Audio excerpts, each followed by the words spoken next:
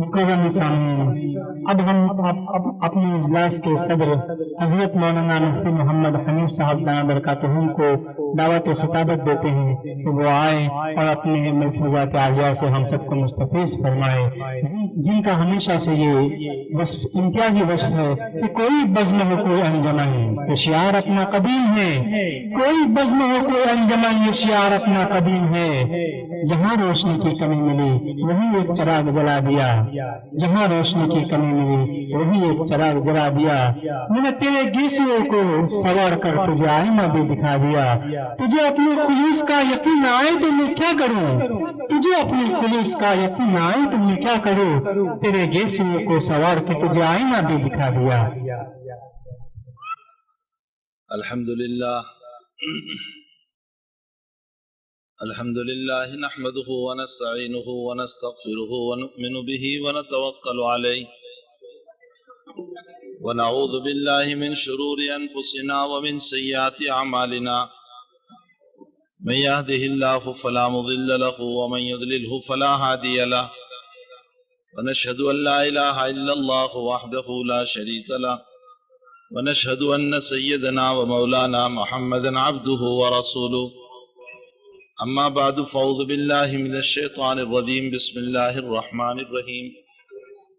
हुन्ना लिबासुल लकुम व अंतुम लिबासुल लहुन्ना।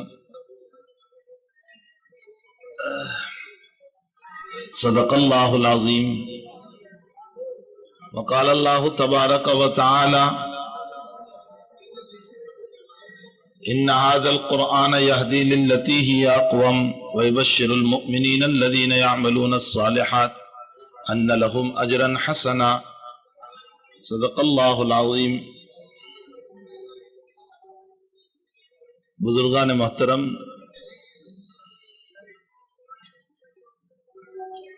माशाअल्लाह इंतहाई खुशी का मौका है कि इस वक्त 70 दुल्हा और 70 दुल्हने अपनी जिंदगी को नए तरीके पर शुरू करने जा रहे हैं। यानी कुल मिलाकर 140 अफराद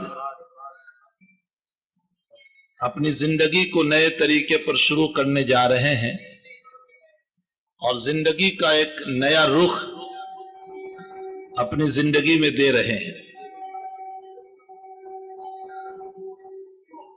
सारी कायनात के मालिक ने अल्लाह और अल्लाह जल्ल शानहू ने दुनिया को जब बनाया तो इसमें एक मर्द एक औरत, एक मेल एक फीमेल, इन दोनों को पैदा किया और फिर दोनों के जिम्मे कुछ काम दिए। मर्द का काम अलग है, औरत का काम अलग है। मर्द का काम यह है कि वो बाहर से कमाकर लाएगा, अपने बीवी बच्चों की जरूरत को पूरा करेगा, और बीवी का काम यह है कि अपने शौहर के घर को, अपने हस्बैंड के घर को संभाल कर बैठेगी।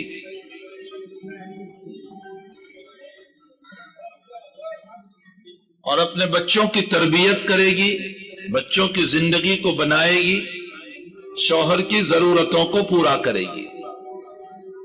तो दोनों के कामों को डिवाइड किया है।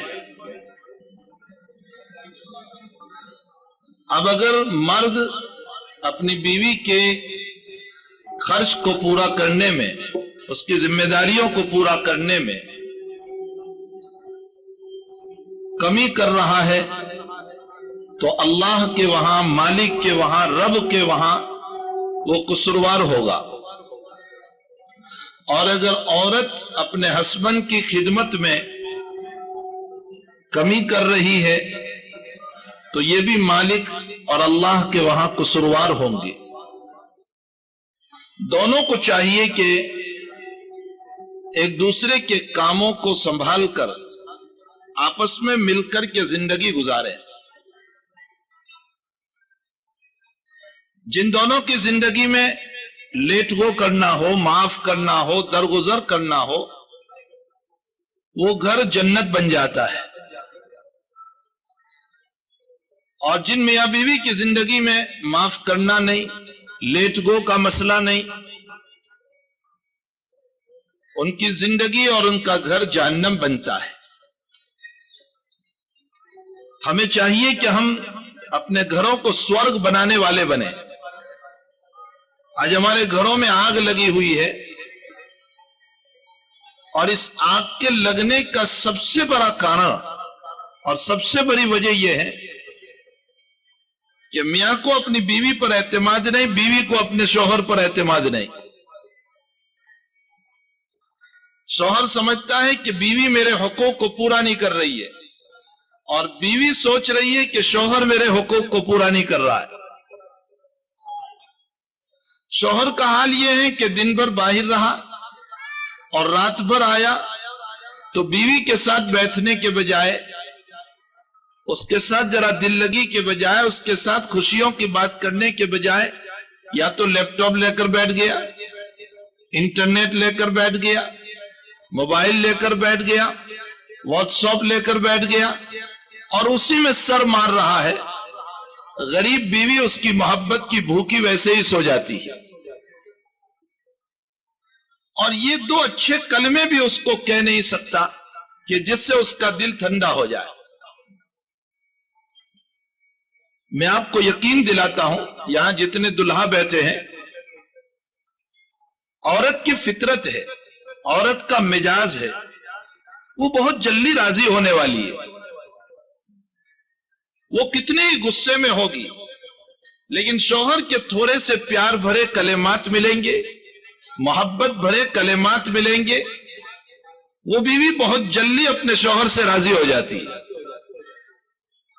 हालांकि शौहर का मिजाज ऐसा है कि वो बीवी से इतना जल्दी राजी नहीं होता जितनी एक औरत अपने शौहर के प्यार भरे कलेमात से राजी हो जाती। हमारे बुजुर्गों में हजरत हरदोई रहमतुल्लाह अलैह की जिंदगी का एक वाकया लिखा है कि उनकी दिल्ली में दावत थी। जब वो वापस जाने लगे तो घर वालों से ये कहा कि जरा पर्दा कर लो ताकि मैं तुम्हारी बीवी का शुक्रिया अदा करूं। मेहमान का फरीजा है कि जब किसी के मकान पर खाना खाए तो जहां मर्द का शुक्रिया अदा करता है वहां उसकी औरत का शुक्रिया अदा करे, इसलिए कि मर्द ने दावत दी है। गर्मी खाना पकाने की जो उठाई है वो तो उस बिचारी औरत ने उठाई, तकलीफें उसने झेली है। तो हजरत हरदोई रहमतुल्लाह अलैह जब शुक्रिया अदा करने लगे तो पीछे से औरतों में से रोने की आवाज आई। हजरत ने जब मालूम करवाया तो औरत ने जवाब दिया कि आपने एक मर्तबा मेरे घर में खाना खाया, आपने मेरा शुक्रिया अदा किया। मेरा शौहर और मेरा हस्बैंड 24 साल से मेरे हाथ से खा रहा है, एक मर्तबा भी शुक्रिया अदा नहीं किया। और दस्तूर उमूमी तौर पर यह है कि मर्दों को भी दूसरों ही के घरों का खाना अच्छा लगता है। मैं इसकी मिसाल देता हूं कि किसी होटल में आप खाने जाओ और मैंने मेन्यू देख करके कुछ मंगवाया और मैंने पड़ोस की टेबल पर कुछ और देखा कि उन लोगों ने कुछ और मंगवाया, तो मेरा मंगवाया हुआ अच्छा नहीं लगता, जी में आता है इसका मंगवाया हुआ अच्छा है। उमूमी तौर पर ऐसा होता है कि मर्द अपनी औरत का शुक्रिया अदा नहीं करता, जिसकी बुनियाद पर उसके दिल में न वो मोहब्बत होती है, बल्कि दस्तरखान पर खाने के लिए बैठते हैं तो तारीफ दूसरों के दस्तरखान की होती है कि मैं फला जगह मेहमान गया था, वहां बड़ा अच्छा खाना था, तुझे तो खाने का सलीका नहीं आता, तुझे पकाने का सलीका नहीं आता। भाई इस तरह दिल टूटते हैं ہمارے پیغمبر صلی اللہ علیہ وسلم نے فرمایا دلوں کو جوڑنے والے بنو، دلوں کو توڑنے والے نہ بنو۔ امت میں جوڑ پیدا کرو، امت میں توڑ پیدا نہ کرو۔ جوڑ سے گھر جنت بنتے ہیں، سورگ بنتے ہیں، اور توڑ سے گھر جہنم بنتے ہیں، نرک بن جاتے ہیں۔ بہرحال کاموں کو ڈیوائیڈ کر کے یہ کہا گیا، مرد کو بھی یہ کہا گیا کہ تو یقیناً باہر کا کام کرتا ہے، لیکن جب گھر پہ آئے گا تو اپنی بیوی کو بھی مدد کرے گا۔ یہ اخلاقی فریضہ ہے، اس لیے کہ وہ بچوں کی تربیت کر رہی ہے، اس کے لیے سارا انتظام کر رہی ہے، پھر اپنے ہسبینڈ کا کھانا پکا رہی ہے، اس کی ساری ضرورتوں کو پورا کر رہی ہے۔ وہ بھی ایک انسان ہے، اس کو بھی ضرورت ہے کہ ہم اس کی مدد کریں۔ وہیں پر ایک عورت کو چاہیے کہ قدم قدم پر اپنے شوہر کا بڑا خیال رکھے۔ ایک عورت کے دل میں شوہر ہی کی محبت ہونی چاہیے، دوسری کسی عورت کی محبت نہ ہو، اور ایک مرد کے دل میں ہمیشہ اس کی عورت ہی کی محبت ہونی چاہیے، کسی اور کی محبت اندر نہیں ہونی چاہیے۔ قرآن کریم میں اللہ تعالیٰ نے اسی لیے فرمایا ہن لباس لکم وانتم لباس لہن، عورت مرد کا لباس ہے، مرد عورت کا لباس ہے۔ یعنی اگر عورت میں کمی ہوگی تو مرد اس پر پردہ ڈالے گا، اور مرد میں کوئی کمی ہوگی تو عورت اس پر پردہ ڈالے گی۔ یہ نہیں کہ باہر جا کر کے اپنے ماں باپ، اپنے بھائی بہن، اپنے اقارب، اپنے رشتہ داروں کے سامنے اپنے شوہر یا اپنی بیوی کی عزت کا نیلام کرے، اس کا فضیحہ کرے۔ یہ ایک میاں بیوی کی زندگی کا یہ محبت کا طریقہ نہیں ہوا کرتا۔ بہرحال سب سے پہلی بات تو یہ ہے کہ آج جو نکاح ہو رہے، اس نکاح کے موقع پر میں ان دلہاؤں کو یہ کہنا چاہ رہا ہوں کہ آپ اپنی زندگی کو محبتانہ انداز میں گزارے۔ بیوی سے کوئی قصور ہوا، آپ اس کو معاف کرنے والے بنے، اس کو درگزر کرنے والے بنے، اس کو لیٹ گو کرنے والے بنے۔ اور ایک عورت کو بھی چاہیے کہ اپنے شوہر پر پورا اعتماد رکھے، اس کے ساتھ محبت سے پیش آئے۔ میں نے ایک جگہ ایک لطیفہ سنایا تھا، جوکس ایک لطیفہ سنایا تھا۔ میں نے کہا کہ ایک چھوٹا سا بچہ ہے، اس نے اپنی امی سے پوچھا کہ امی میں جب بھی گھر سے باہر جاتا ہوں تو تمہیں پوچھنا پڑتا ہے کہ امی میں جاؤں، تو میں اتنا بڑا کب بن جاؤں گا کہ مجھے آپ کو پوچھنا ہی نہ پڑے اور آپ کو پوچھے بغیر میں گھر سے نکل جاؤں۔ یعنی اپنی امی کو کہہ رہا ہے کہ اتنا بڑا کب ہوں گا کہ مجھے آپ کو پوچھنا ہی نہ پڑے اور بغیر پوچھے گھر سے نکل جاؤں۔ تو امی نے اپنے بچے کو جواب دیا، بیٹے تو نے بہت بڑا سوال کر لیا ہے، ابھی تو اتنے بڑے تیرے ابا بھی نہیں ہوئے ہیں کہ مجھے پوچھے بغیر جاتے ہو، ان کو بھی مجھے پوچھ کر جانا پڑتا ہے۔ تو جب تیرے ابا اتنے بڑے نہیں ہوئے تو اتنا بڑا کیسے ہو سکتا ہے؟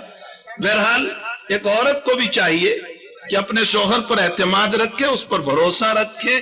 اگر وہ کام پہ جا رہا ہے تو بلا وجہ کے اس کے اوپر شکوک و شبہات نہ رکھے، اس کے بعد میں دل میں وسوسے پیدا نہ کرے کہ یہ کسی اور سے دل لگی کرتا ہوگا، کوئی اور کر رہا ہوگا۔ اس سے بھی گھروں کے اندر طوفان ہوتے ہیں، نرگ بن جاتا ہے، اور اچھی بنی بنائی زندگی جو ہے وہ دشمنیوں کے حوالے ہو جاتی ہے۔ پھر اس صورت میں فارغتیاں ہوتی ہے، طلاق ہوتی ہے، ملے ملائے جوڑوں ٹوٹ جاتے ہیں۔ پھر ہمارا قرآن ایک عجیب بات کہہ رہا ہے، قرآن کریم کہتا ہے کہ یاد رکھو اگر تم نے اپنا مسئلہ توڑ بھی دیا، ایک شوہر الگ ہو گیا، ایک عورت الگ ہو گئی، ٹھیک ہے، ایک شوہر کو بھی کوئی اور لڑکی مل جائے گی اور لڑکی کو بھی کوئی اور شوہر مل جائے گا، لیکن بیچ میں جو بچے ہوا کرتے ہیں ان کی زندگی تباہ و برباد ہو جاتی ہے۔ وہ معصوم بچے نہ باپ کے رہے نہ ماں کے رہے۔ اور جب بچوں کی بات آئی تو میں ایک بات اور بتا دوں، دیکھیں جھگڑنا ہو تو میاں بیوی کو چاہیے کہ ایک روم میں جا کر، سائٹ میں جا کر دروازہ بند کر کے خوب جھگڑ لیں آپس میں، لیکن اپنے بچوں کے سامنے جھگڑا نہ کرے، اپنے معصوم اور چھوٹے چھوٹے بچوں کے سامنے کبھی جھگڑا نہ کرے، اس لیے کہ ان پر غلط اثر پڑے گا۔ وہ یا تو باپ کا فیور کرے گا یا وہ ماں کا فیور کرے گا، اگر وہ باپ کا فیور کرتا ہے تو ماں کی نفرت پیدا ہو جائے گی، اور اگر ماں کا فیور کرتا ہے تو باپ کی نفرت پیدا ہو جائے گی۔ ظاہر سی بات ہے کہ کسی ایک کی نفرت جب اس کے دل میں پیدا ہوگی تو نتیجہ یہ نکلے گا کہ ایک کی دعا ملے گی، ایک کی بد دعا ملے گی، وہ اولاد تباہ ہو جائے گی، اور تباہ بھی ہوگی اس طرح پر کہ خود ماں باپ کی بد دعاؤں سے تباہ ہو جاتی ہے، ماں باپ ہی کی آہیں لگ جاتی ہے، کبھی باپ کی آہ لگ جاتی ہے، کبھی ماں کی آہ لگ جاتی ہے۔ اس لیے میاں بیوی کو چاہیے، ہوتا ہے دو برتن جب آپس میں ملتے ہیں تو کچھ نہ کچھ آواز ہوتی ہے، ایک تھیلے میں پکنے والے، ایک تھیلی میں پکنے والے، ایک پیٹ میں پکنے والے۔ بھائی اور بہن میں جب اختلاف ہوتا ہے، بھائی اور بھائی میں جب اختلاف ہوتا ہے، بہن اور بہن میں جب اختلاف ہوتا ہے، تو یہ عورت جو ہماری وائف بن کر آ رہی ہے وہ تو کسی اور جگہ تیار ہوئی ہے، ہم کسی اور جگہ تیار ہوئے ہیں۔ ظاہر سی بات ہے کہ ہر مسئلے میں ہمارا اتفاق ہو یہ ضروری نہیں ہے، کسی نہ کسی مسئلے میں اختلاف ہو سکتا ہے، لیکن اختلاف کو اختلاف کی حد تک رکھیں، ہاتھا پائی نہ ہو۔ معصوم اور نازک طبیعت کی عورت کے اوپر کوئی شوہر اپنا ہاتھ نہ اٹھائے۔ ہمارے پیغمبر صلی اللہ علیہ وسلم کے پاس ایک عورت آئی اور اس نے شکایت کی کہ یا رسول اللہ صلی اللہ علیہ وسلم، میرے شوہر نے مجھ کو مارا۔ اللہ کے نبی نے اس کو آیا اور بلانے کے بعد کہا، تو نے اس کمزور پر ہاتھ اٹھایا، کسی بہادر پر ہاتھ اٹھاتا تو تجھے پتا چلتا۔ یعنی عورت ایک کمزور ذات ہے، اس کے اوپر انسان کو غصے میں آ کر ہاتھ نہیں اٹھانا چاہیے، مارنا نہیں چاہیے، اس طرح کا ظلم کبھی بھی نہیں کرنا چاہیے۔ قصور ہوتا ہے، ہمارے پیغمبر صاحب نے تو یہ بھی فرمایا کہ حقیقت یہ ہے کہ عورت مرد کے مقابلے میں آدھی عقل کی ہے۔ ظاہر سی بات ہے اس کی طبیعت میں ضد بھی ہوگی، اس کی طبیعت میں کوئی مسئلہ بھی ہوگا، بلکہ 1400 سال پہلے ہمارے نبی کریم صلی اللہ علیہ وسلم یہ کہہ کر گئے ہیں، لو احسنت احداہن الدہر، ایک عورت پر تو ساری زندگی احسان کر، ساری زندگی اپنی وائف پر، اپنی بیوی پر ساری زندگی احسان کر، ایک مرتبہ اگر تھوڑا سا مسئلہ ہو گیا کہ بیوی نے ڈیمانڈ کیا اور تم نے منع کیا کہ آج پیسے نہیں ہیں یا آج جو ہے میں تمہارے اس ڈیمانڈ کو پورا نہیں کر سکتا، کچھ بھی آپ نے منع کر دیا، تو پیغمبر صاحب فرماتے ہیں کہ یہ عورت جو ہے اس کی فطرت ہے کہ وہ سارے احسانوں کو بھول جائے گی اور یوں کہے گی، ما رأیت منک خیرا قط، میں نے تو تیرے گھر میں آنے کے بعد کبھی سکھ دیکھا ہی نہیں ہے۔ اور اس کے لیے سارے آزمائے ہوئے ہیں، اس کو وضاحت کرنے کی ضرورت نہیں ہے، سبھی اس کے آزمائے ہوئے ہیں کہ حقیقت یہ ہے کہ پوری زندگی احسان کرو، اس کے بعد ایک مرتبہ بھی تھوڑا سا مسئلہ ہو گیا تو یہ فوراً کہے گی میں نے تیری طرف سے کوئی خیر دیکھی ہی نہیں۔ پیغمبر صلی اللہ علیہ وسلم نے مردوں کو یہ جملہ اس لیے کہا ہے کہ اس کی تو عادت ہے اس طرح بات کرنے کی، تمہیں چاہیے کہ تم اس وقت خاموش ہو جانا، اس کا جواب نہ دینا، اس کو احسان نہ گنوانا کہ میں نے تجھے کپڑے دیے، میں تجھے غریبی سے اٹھا کر مالداری میں لایا، میں نے تجھے گاڑی دلائی، میں نے تجھے سونا دلایا، میں نے تجھے فلاں دیا، کبھی بھی ذکر نہ کرنا۔ یہ تھوڑی دیر کا غصہ ہے، اگر تو خاموش ہو گیا تو پھر تیرا گھر جنت بن جائے گا۔ نبی کریم صلی اللہ علیہ وسلم نے ہمیں زندگی گزارنے کے یہ سب طریقے بتائے ہیں، اللہ کرے کہ یہ طریقے ہماری زندگیوں میں آ جائیں اور ہم جو ہے حقیقی معنی میں اپنی زندگی کو خوشیوں کے ساتھ گزارنے والے بنے۔ میں نے تو وہاں ہمارے کچھ ہمارے فورین کے بھائی بیٹھے ہوئے تھے، میں نے کہا انگلش میں شوہر کو اور مرد کو جو ہے وہ ہسبن کہا جاتا ہے، میں نے کہا ہسبن کا اگر ترجمہ کر لو تو ہنسنا بند ہو جاتا ہے، یعنی گویا شادی کیے تو اب اس کا ہنسنا ہی بند ہو گیا۔ حقیقت یہ ہے کہ عورتوں سے بھی گزارش ہے کہ اپنے شوہروں کا ہنسنا بند نہ کرو، تم بھی ہنستی رہو، اسے بھی ہنساتے رہو، تاکہ ہنستے ہنساتے زندگی ہماری گزرتے رہے۔ ایسی رونے والی زندگی نہیں گزارنا چاہیے۔ ایک مرد کو چاہیے کہ پیار دینے والا ہو، ایک عورت کو چاہیے کہ اپنے شوہر کو پیار دینے والی ہو، اس طرح پر زندگی انسان کی گزرتی ہے۔ بہرحال یہ تو نکاح سے متعلق میں نے چند باتیں کہی، اس کے ساتھ ساتھ میں مبارکباد دیتا ہوں جو عدنان چیریٹیبل ٹرسٹ اور جو فاطمہ چیریٹیبل ٹرسٹ، یہ دونوں ٹرسٹ نے مل کر یہاں بہت سارے ہمارے نوجوان بھائی اور بہنوں کے نکاح کا انتظام کیا اور جن کو آپس میں جوڑا اور ان کے اوپر ایک بڑی رقم خرچ کی۔ ایک بار آپ دیکھ رہے ہیں باہر کتنا سامان لگا ہوا ہے، یہ ساری رقم ان کے اوپر خرچ کی تاکہ بیچارے جن کے نکاح نہیں ہو رہے، جو آرتھک اعتبار سے، جو مالی اعتبار سے کمزور ہے، وہ جڑ جائیں اور ان کے نکاح کی زندگی ہو جائے، اور اس کے ساتھ ساتھ زنا سے، غلط راستے سے اور لفرے سے ایک جوان اور ایک لڑکی بچ جائیں اور صحیح زندگی پر، حلال طریق پر اپنی زندگی کو گزارنے والے بنے۔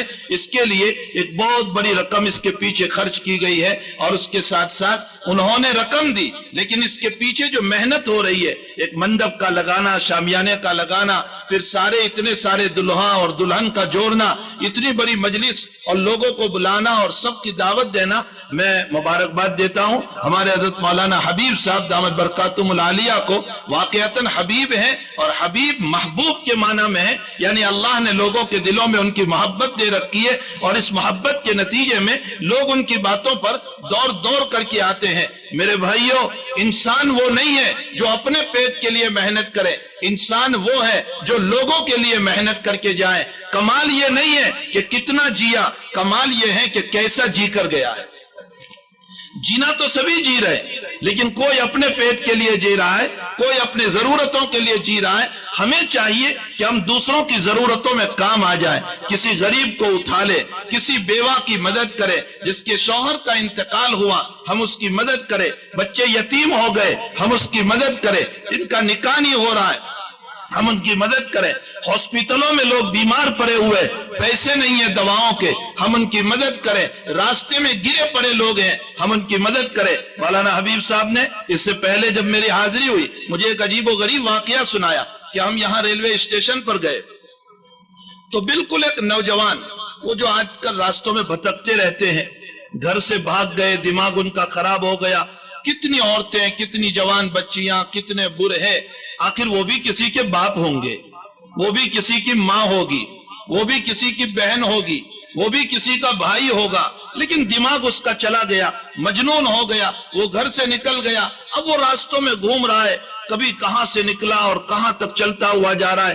ابھی میں کل کرناٹک سے آ رہا ہوں، آج میں کرناٹک سے یہاں سیدھا آیا، کل ہی مجھے ایک نوجوان سے ملاقات کرائی، وہ ابھی 2 مہینہ پہلے اس کا دماغ خراب ہو گیا تو بیلگاؤں سے چلتا چلتا وہ پنجاب پہنچ گیا۔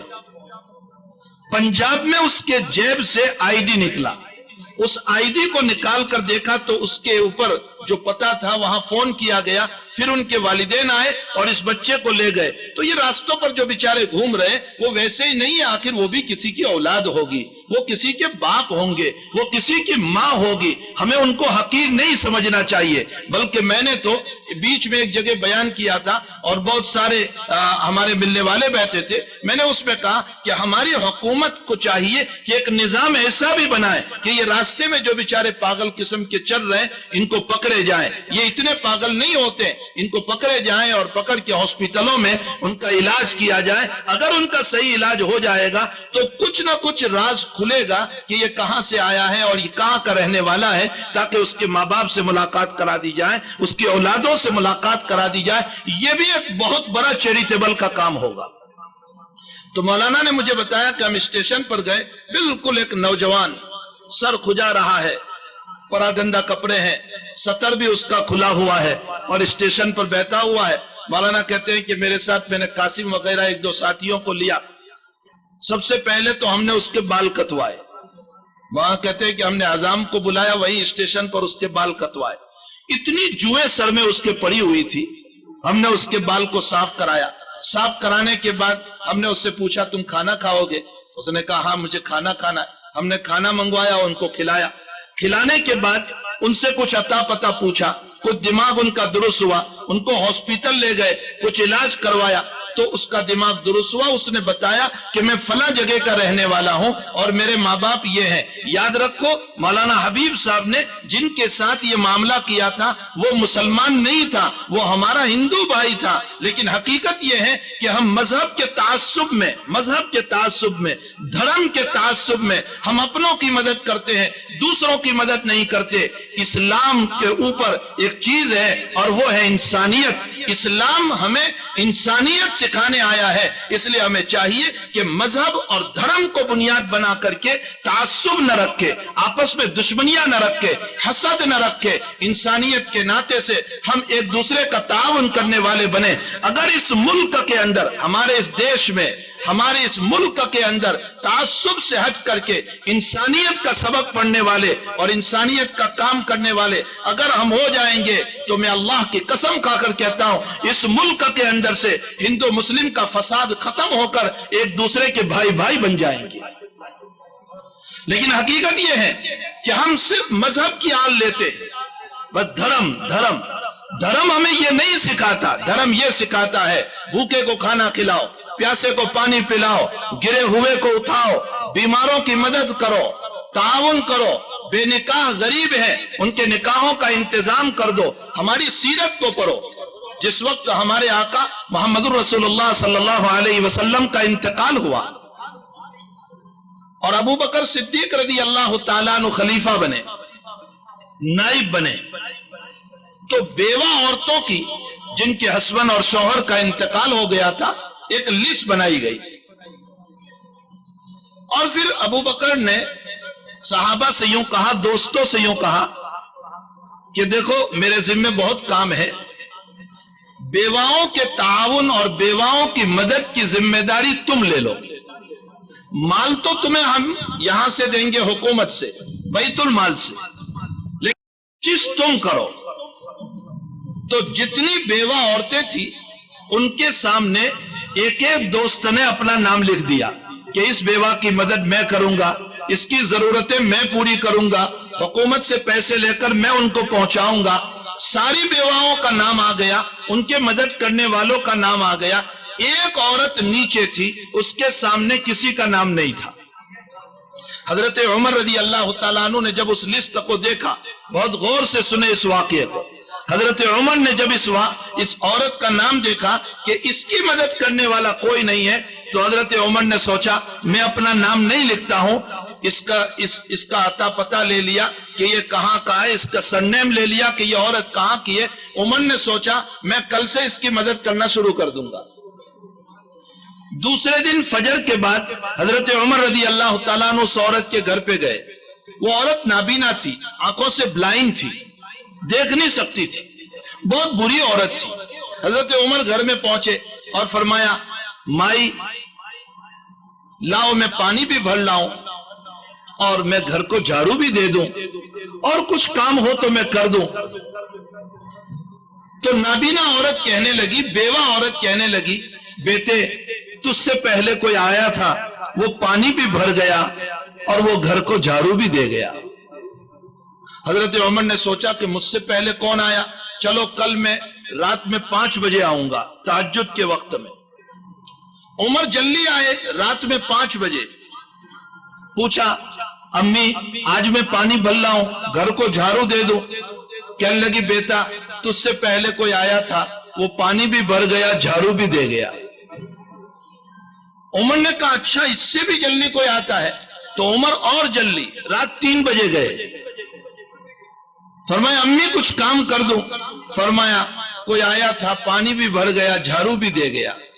عمر نے کہا آج تو میں رات 10 بجے جب سناٹا ہو جائے گا، عشاء کی نماز پڑھ کے لوگ سو جائیں گے، تب میں جاؤں گا اس عورت کے پاس اور میں پہلے چھپ کر دیکھوں گا کہ یہ کون روزانہ آتا ہے جو اس عورت کا کام کر جاتا ہے۔ حضرت عمر رضی اللہ تعالیٰ عنہ عشاء کی نماز پڑھ کے ایک کونے میں اس عورت کے مکان کے پاس چھپ گئے۔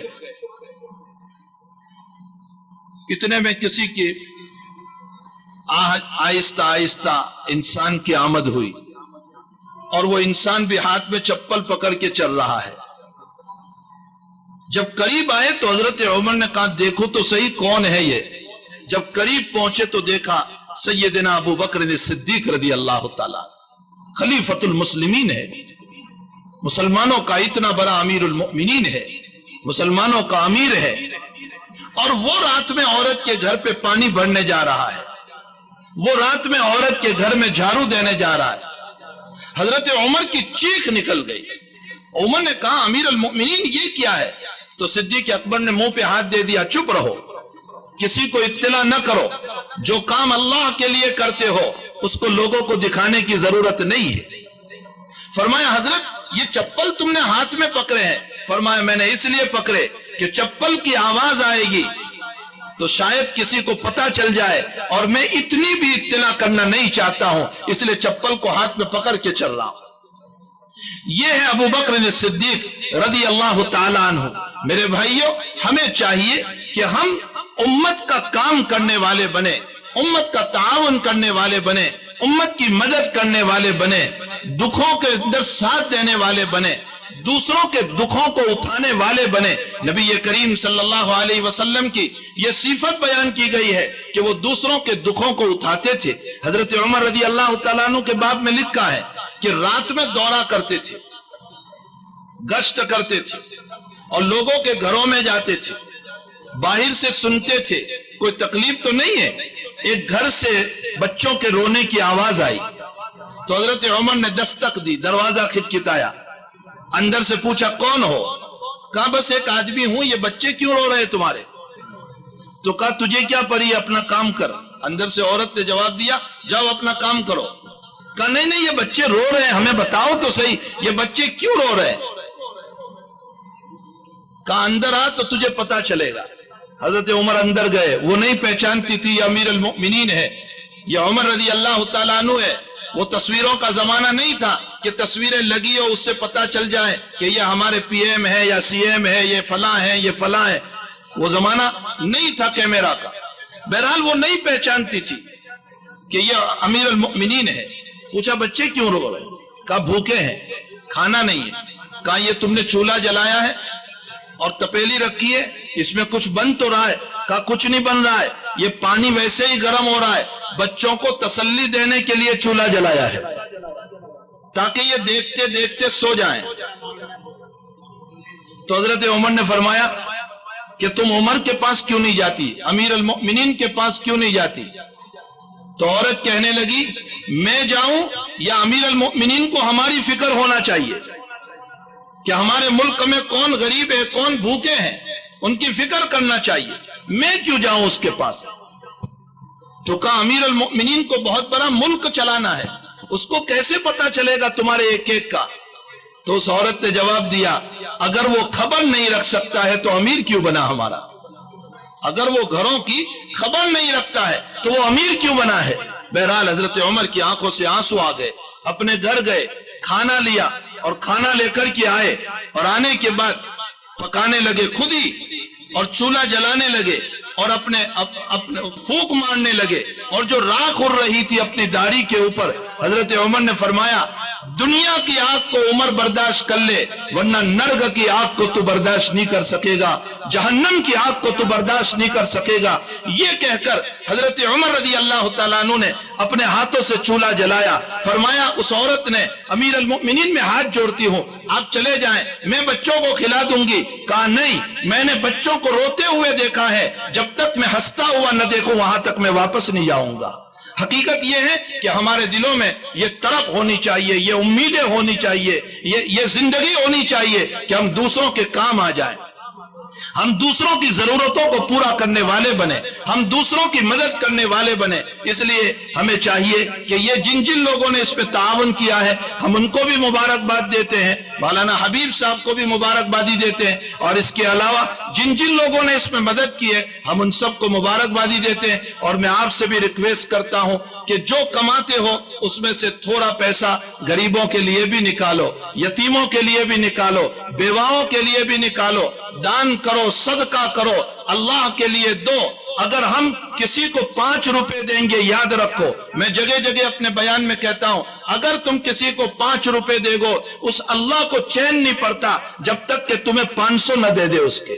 وہ اللہ دینے والا ہی ایسا ہے. اس لیے ہمیں اس اللہ کے نام پر غریبوں، یتیموں، بیواؤں کے کام میں لگانا چاہیے. اور اس کے لیے ہمارے ملک میں بہت سارے غریب ہیں، بہت سارے بغیر نکاح کے ہیں جن کو ضرورتیں ہیں. حق تعالی شان ہو ہم تمام کو لوگوں کے کام آنے کی توفیق عطا فرمائے اور ہماری زندگیوں کو ٹھیک کرنے کی توفیق عطا فرمائے. وصلی اللہ علی النبی الکریم برحمتک یا ارحم الراحمین. چونکہ آپ دھوپ میں بیٹھے ہوئے اور بہت سارے اور بھی لوگ ہیں، اس لیے میں اپنی بات کو ختم کرتا ہوں. وآخر دعوانا الحمدللہ.